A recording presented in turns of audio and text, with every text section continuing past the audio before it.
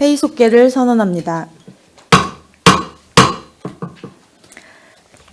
계속해서 의사일정 제9항 평택시 농어민 기회소득 지원 조례안을 상정합니다. 유승영 의원님께서는 발의위원을 대표하여 상정된 안건에 대하여 제안 설명해 주시기 바랍니다. 네, 안녕하십니까. 유승영 의원입니다. 평택시 농어민 기회소득 조례안에 대하여 제안 설명드리겠습니다. 본 조례의 개정 이유는 농어촌의 고령화, 기후변화, 인구 감소 등으로 인한 농업 소멸 위기에 따라 농어민의 사회적 가치 창출에 대한 기회소득 지급을 통해 지속 가능한 농업 발전에 이바지하고자 함입니다.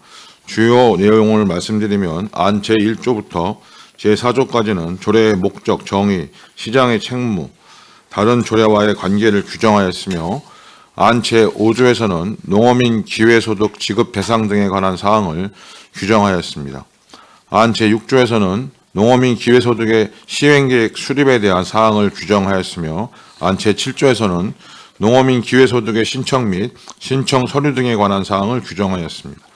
안 제8조에서는 기회소득의 지급 중지 및 환수 조치에 관한 사항을 규정하였으며 안 제9조에서 제15조까지는 농어민 기회소득위원회에 관한 사항을 규정하였습니다. 자세한 사항은 배부하여 드린 유인물을 참고해 주시고 본 조례안에 대하여 가결하여 주실 것을 당부드리며 이상으로 제안 설명을 마치겠습니다. 감사합니다. 예, 유승영 의원님 수고하셨습니다. 다음은 농업기술센터 소장님으로부터 상정안에 대한 의견을 청취하겠습니다. 소장님께서는 의견을 제시하여 주시기 바랍니다.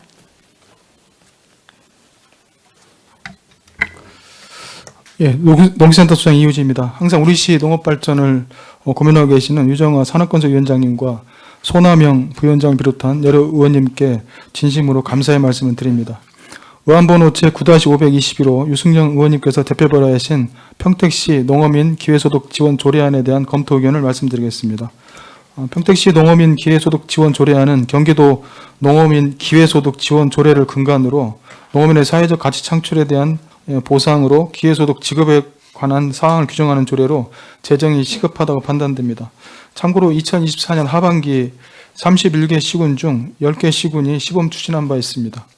농어민 기회소득 지급으로 농어민의 사회적 가치 창출 보장과 우리시 농업의 지속가능한 발전에 도움이 될 것으로 판단됩니다. 이상으로 검토 보고를 마치겠습니다. 예, 소장님 수고하셨습니다. 계속해서 상정안에 대한 질의 답변을 실시하겠습니다. 질의하실 위원님이 계시면 것으로 신청하여 주시기 바랍니다. 예, 김승겸 위원님. 네, 굉장히 좋은 조례안이라고 생각을 합니다. 일단은 지급 대상이 농업 경영체나 어업 경영체 등록이 돼 있어야 되죠. 예, 그렇습니다. 기본소득의 차이점이 그건. 그렇다면은 50세 미만의 농어민에 해당이 돼야 된다는 얘기죠. 이게 전체 충족 요건입니까? 귀농을 해서라도 50세가 넘으면 안 되는 거네?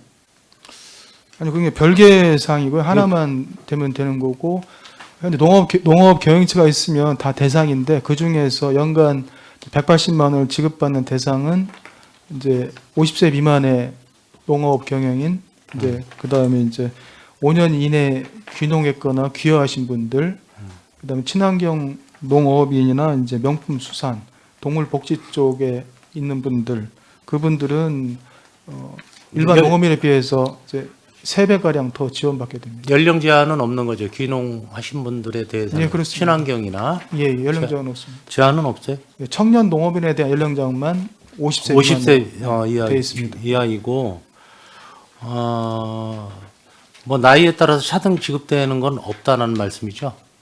네, 그렇습니다. 그리고 소득 여부에 따라서는 어떻습니까? 그건 기존에 이제 기본소득 지원제로 똑같이 연간 3,700만 원 이상인 분들은 지급 제외 대상입니다. 아니, 그게 말고 이제 대농을 하시는 분들이 있단 말이죠. 기농을 해서. 그건 상관없습니다. 농해소득에 대한 부분이라서 예, 농업소득은 상관이 없습니다. 네. 알겠습니다. 이상입니다. 네, 김승겸 의원님 수고하셨습니다. 더 질의하실 위원님 김순희 의원님. 네, 김수현입니다. 그럼 이게 저번에 10월달 업무보고 받았을 때 농민 기본소득 지원도 따로 나가고 이거는 추가로 기회소득이라는 게 추가로 아닙니다. 이 조례가 이제 되면 이제 제정이 되면 기존 조례는 이제 폐지가 되겠습니다. 그러면 기본소득 지원을 받았던 분들은 여기에 해당되지 않으면 지원 대상자가 아니네요. 예, 그렇습니다.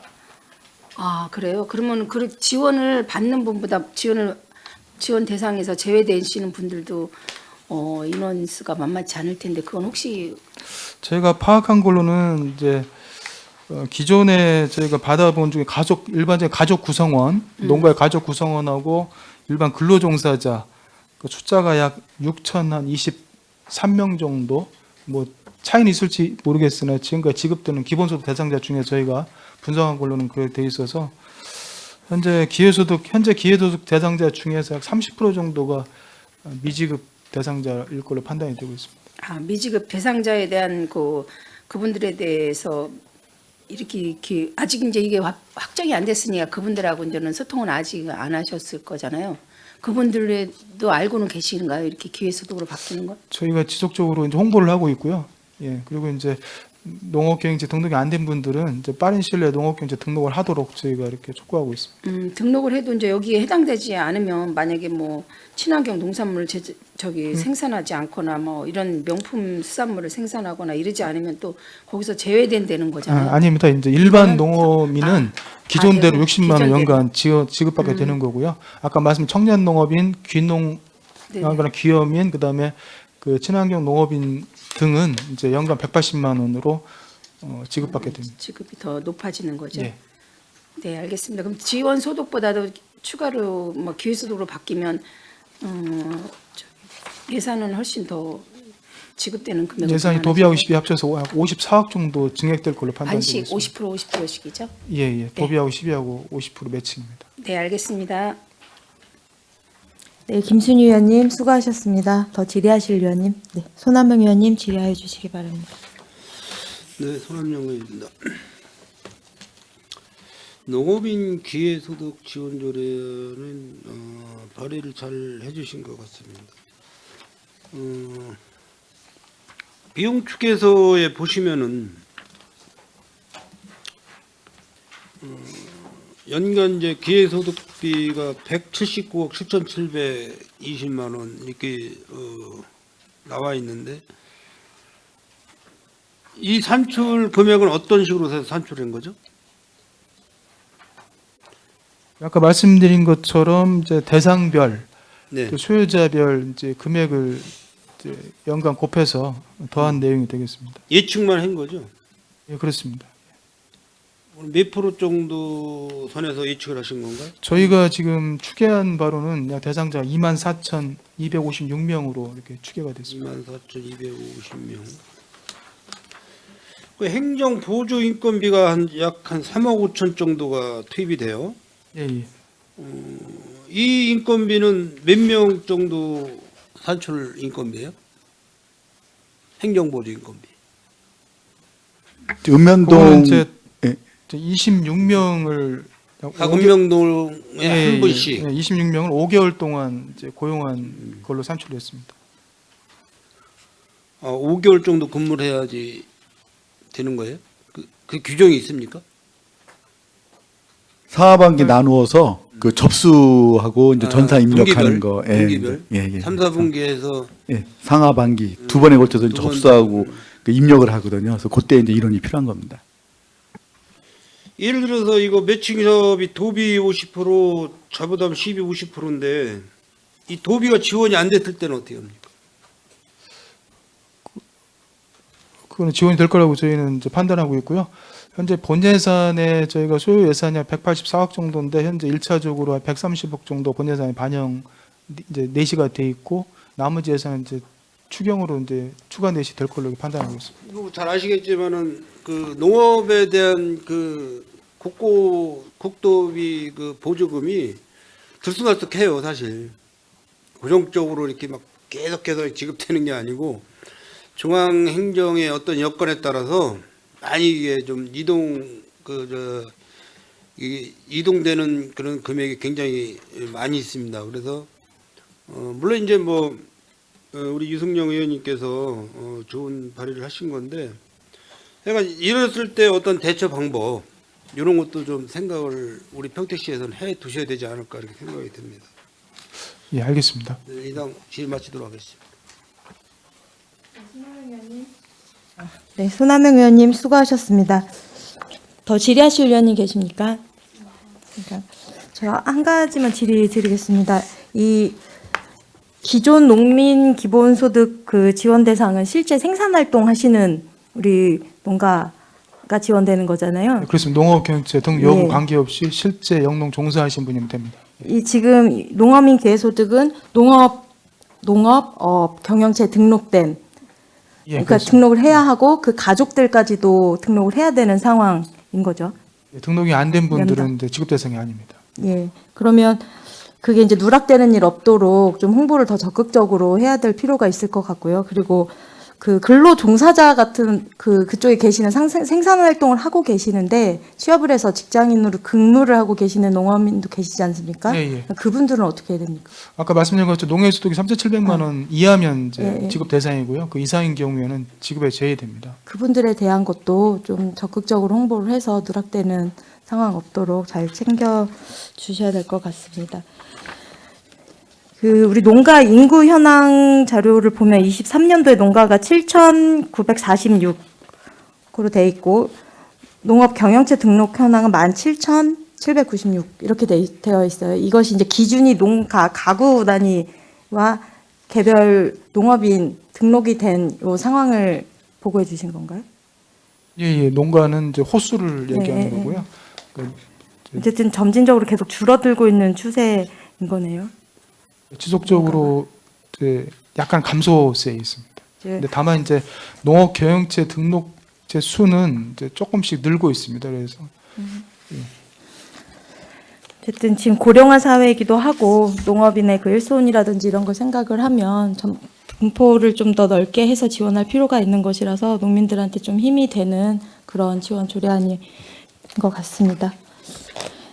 더 질의하실 의원님 계십니까?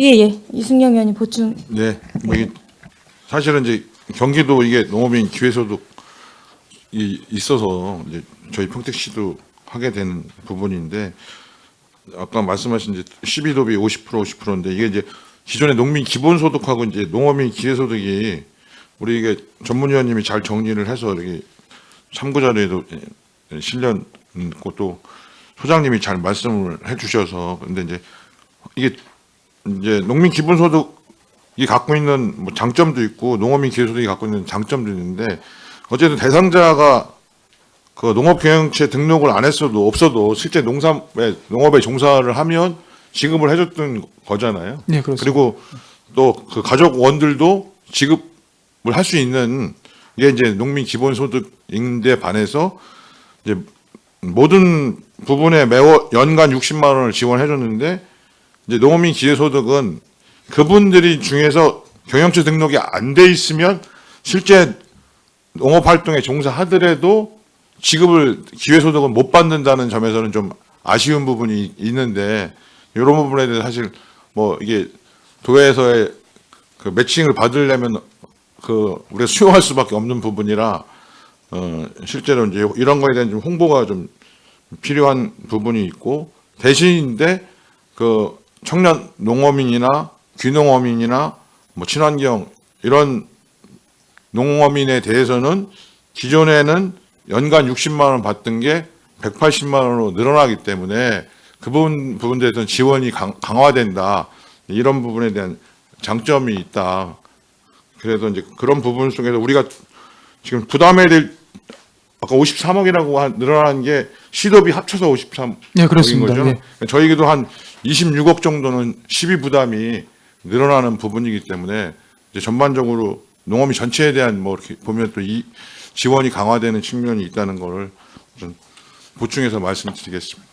감사합니다. 네, 이승영 의원님 수고하셨습니다. 더 질의하실 의원님 계십니까? 더 질의하실 위원님이 안 계시므로 의사일정 제9항 평택시 농어민 기회소득 지원 조례안에 대한 질의 종결을 선언합니다. 원활한 회의 진행을 위해 잠시 정회하고자 하는데 위원 여러분 이의 있습니까? 네, 이의가 없으므로 5분간 정회하도록 하겠습니다.